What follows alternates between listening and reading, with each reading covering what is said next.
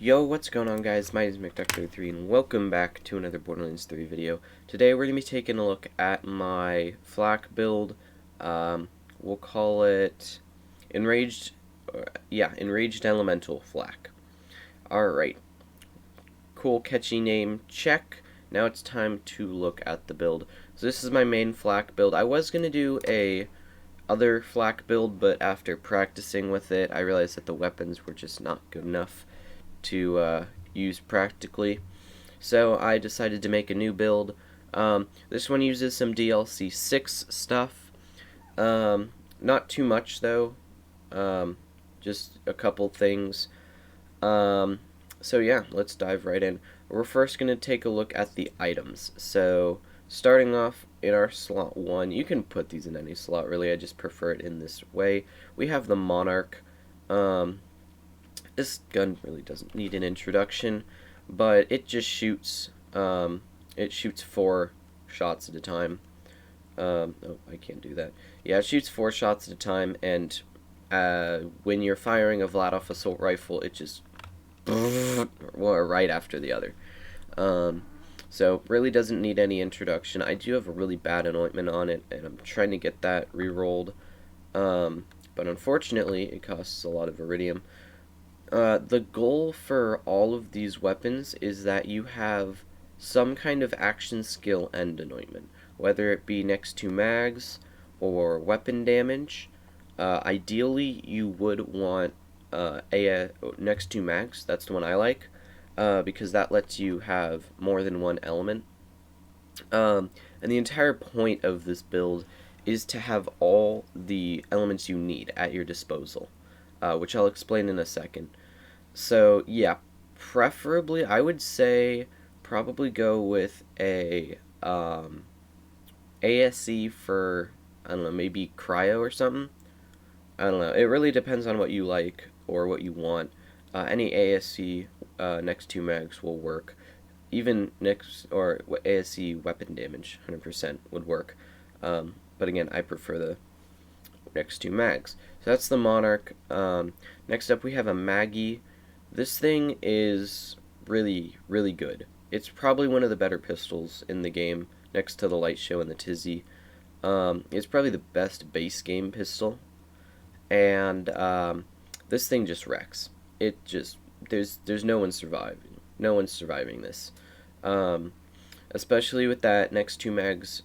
Radiation is really good, because radiation, obviously, if you don't know what radiation does, it irradiates people, so it makes them take dot damage, and then when they die, they spread that radiation, and it has this big explosion, and I think the explosion does damage to people, and I think it has mayhem scaling, so it does quite a bit of damage. But it's really fun when you can get these cool chains of just constantly exploding people. Which is really cool. Next up, the Hellwalker. I don't think it needs any introduction, but in case you don't know what the Hellwalker is, it's the Doom shotgun in Borderlands 3, and I have a next to mags corrosive damage on here because I need some way to take out armored health bars, and yes, I do have a gargoyle over here, but we'll get to that in a sec. So yeah, bonus corrosive damage. This is pretty much what I use against any of the enemies with those yellow health bars, the armor health bars, because I just throw out my racks and make quick work of them that way. I have the Bird of Prey, which I made a legendary guide on earlier today, and it's not great on its own, but I figured I'd throw it in here because it is a fun weapon to use. And with an anoint, I think it would be really good, especially next to mags anointment. Next up, we have the Revolter. This is a crucial part of the build. This is what gives us our shock damage. So you remember that elemental part of the build. This gives us our shock damage, specifically 200% shock damage, which is insane on shield break. And the entire idea of this shield is, I don't have a good anointment on it. Well, it's not a bad anointment, but I'd prefer to get a action skill start activate any, yeah, an action skill start anointment on this thing, which will make this overpowered. So you just throw out your racks and boom, you have 200% shock damage. That's the ideal roll on this. Um, but I mean, whatever floats your boat. This is probably the most important piece of kit here. You can really substitute any of these weapons out as long as, you know, they do good in Mayhem. But this you really need. You need this. Next up we have a Bounty Hunter. This one has doll weapon critical damage, pistol damage, and weapon accuracy. The doll critical damage doesn't really matter, but the other two are really good. And this one has +1 in big game, I think is what it's called. No, I for most dangerous game or whatever. It has 2 in frenzy and 2 in I forget what that's called. But this is probably my go-to one, my go-to class mod for Flak. I occasionally switch it out when I'm mobbing for the Cosmic Stalker, just because in general you're not really going to be killing people, or you're going to be killing people faster than you can activate all your hunter kill skills. So in general, I will put this on Cosmic Stalker. This one's really good. It doesn't have a great roll though. It's got 3 in Interplanetary Stalker, and Hunter's Eye. It's got 1 in Hunter's Eye. That's what it's called, and another 1 in Big Game. Hunter Seeker. I have this just because I want more radiation damage. It's really not that great. Yeah, Hunter Seek. Any grenade that isn't a piss grenade is kind of average. It's kind of yeah, I would get another one, but I don't really throw a whole lot of grenades. I have an auto idol here with some good rolls. I would have farmed for a Snowdrift one, but I was already like 6 hours into the farm and didn't want to do anything else, or put any more effort into it.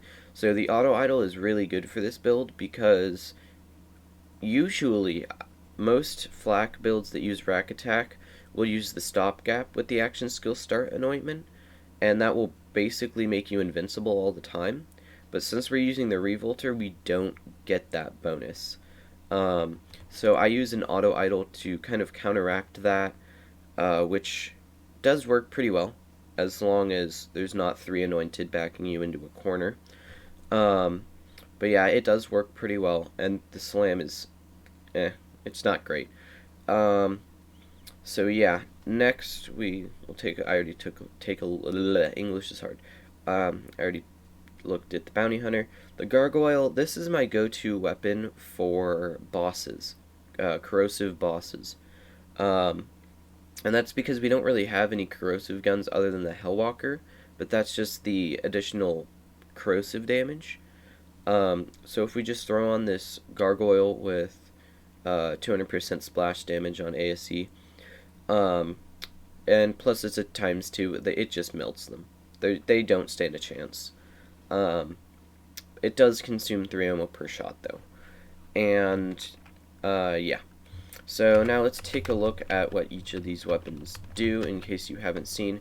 So ideally, the first thing you're going to want to do every time you go into a fight is just throw out your racks. And so as you can see, the Maggie just does not care. Yeah, without the, even without the bonus radiation damage, it's still really good. Wait, that guy kind of died.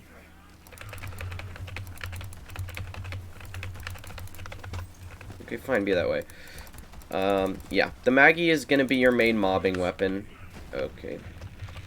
Along with the Hellwalker, is also really good for mobbing. As you can see, bang, bang. Especially on Flak, where you can get those consistent chains. The only thing to note is you will be using a lot of rack attacks this way because it reloads after every shot. But I mean, you end up getting bonus radiation as well. It really doesn't care though. The Hellwalker doesn't care about anything. Yeah. Bop. Bop. As you can see, it does not care about anything in the universe. Nope, gone. Let's take a look at the Monarch. One thing to note, you will want to use the Monarch in bipod mode, but that will mean you walk slower and can't sprint. I don't know if you can jump though. No, you can't. You are stationary, and yeah. However, I'll show you. Alright, get over here, buddy. Get over here. Get over here. Ah, he has a shield, so... Alright, there we go. And now he's dead. Yeah. It's really good for bosses, and... Oh, I did that. I didn't mean to do that. Yeah, it's really good for bosses, just because of the amount of damage you can put out. Yeah, so anything that has a flesh health bar, you'd want to use that on, just because of how much damage. What the heck? Did I miss every single shot in that Maggie? Yeah, just because of how many shots there are in a single. Oh my god. Yeah, just because of how many shots there are in one magazine. It's crazy the amount of damage you can do. Where'd you go? Oh, there you are.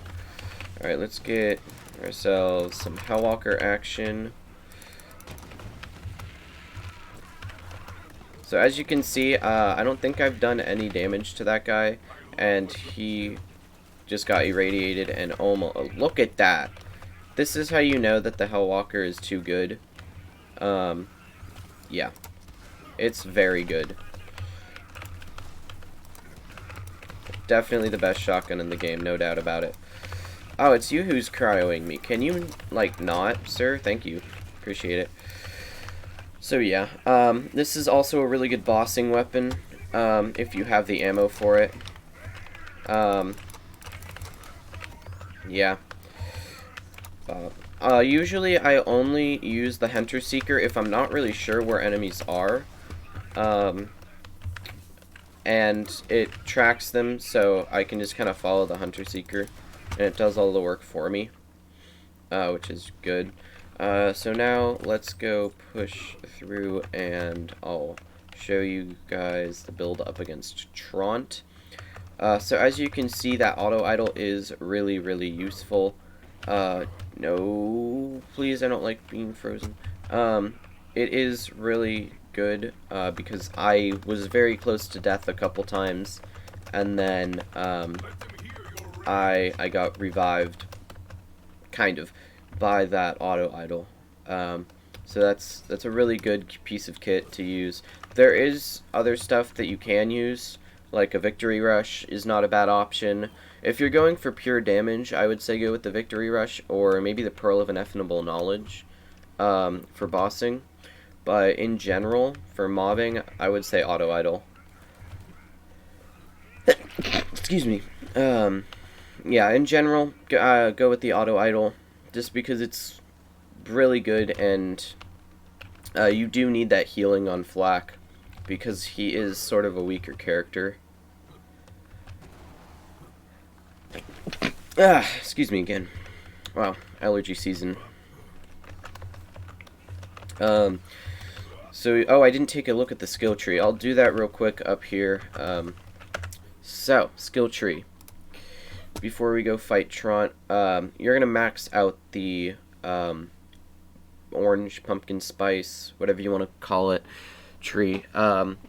First up, you're going to want, let's see, I have 5 points in Interplanetary Stalker. It's just good. I mean, You get 26% damage, weapon damage per stack. I'm not quite sure how many stacks you can get, but that's quite a bit of weapon damage. Um, and Leave No Trace is also a really good skill. Hitting crits gives you ammo back, or has a chance to. Second Intention, more reload speed. I really like my reload speed. I wouldn't recommend getting this skill super early on unless you have to get down the tree, but it's still good nonetheless. 3 points in head count because it's just really it's a really good skill, especially for what we're doing, where the entire point of the build is to throw out our rack attacks to proc that revolter. And Hunter's Eye, it's pretty good. It's probably one of the skills you want to grab last, just because you're not gonna get all those bonuses all the time. Um, and we're gonna completely skip Two Fang and Ambush Predator. I don't really like those skills. Um, Most dangerous game, definitely 3 out of 3 points, no doubt about it. This is a really, really good skill, probably one of Flak's best, just because it gives you so much gun damage, and just for a whole minute is crazy. Um, and Big Game, it's just really good. It buffs all of your kill skills. Um, this is just another okay skill that I grabbed to get down the tree, and it gives you increased crit damage. So I mean, who doesn't want increased crit damage? Grim Harvest, more gun damage and action skill damage. Like, who doesn't want more gun damage and action skill damage? And then Megavore, absolutely put 1 point into this. Probably Flak's best skill. Um, you have a chance to hit a crit on any part of the body. It's really good. Next up, the Green Tree.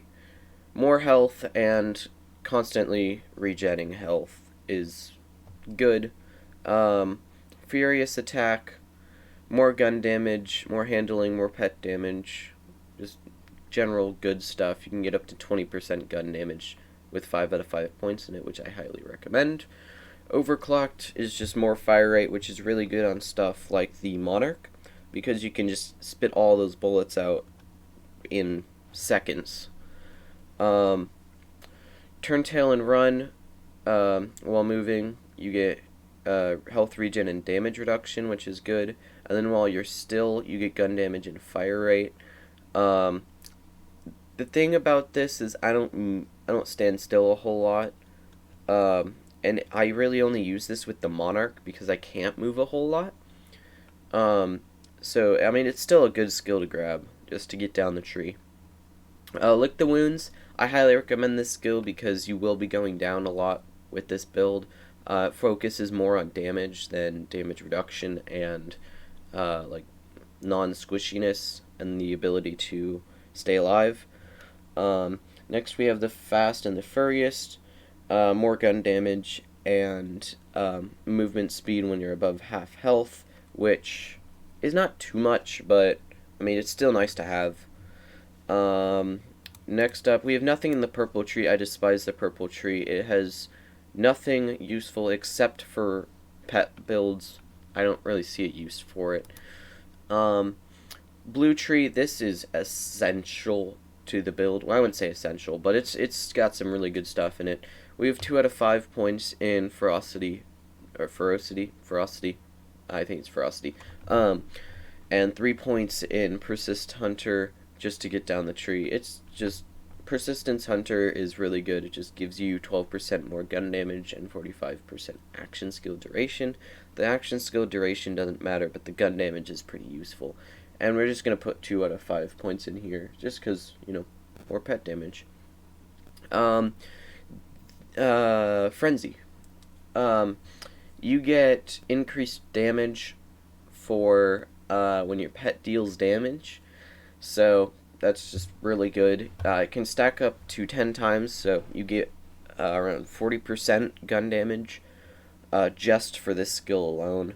I do recommend, if you're running a melee pet, so basically, if you're running the Scorch Spider Ant, I recommend getting Hebites. Also, with any of the Skags, you want to use Hebites just because when your pet takes damage, the pet will proc Frenzy. So you're gonna be proccing Frenzy a lot more often that way. So that's the skill tree. Now let's go take on Captain Trant. I think we'll use the Hellwalker to start off, just because he is resistant to fire. So as you can see, if I can hit his crit, Trant is a really annoying boss because his crit spot is in the back. But if you can manage to hit him, it is worth it. Oh my lord. This guy's just such a pain. So as you can see, we are taking, yeah, right there. That big chunk was part of, yeah, right there, right there. Let's try out the Monarch on him. Nope, I had it in bipod. He is resistant to fire, so it's not going to do as well, but as it does do pretty well. Let's try out the Maggie. Maggie's pretty good. Usually the Maggie I feel is a bossing or is a mobbing weapon, but I mean, it all depends on what you like. Moxie's bouncing pair and a recharger. Cool. Useless. So yeah, that is my Enraged Elemental Flak build. I hope you guys enjoyed. If you did, be sure to leave a like. If you guys really enjoyed, be sure to subscribe, because that'd be awesome. And you guys have a wonderful day, and I'll catch you guys in the next one. Peace.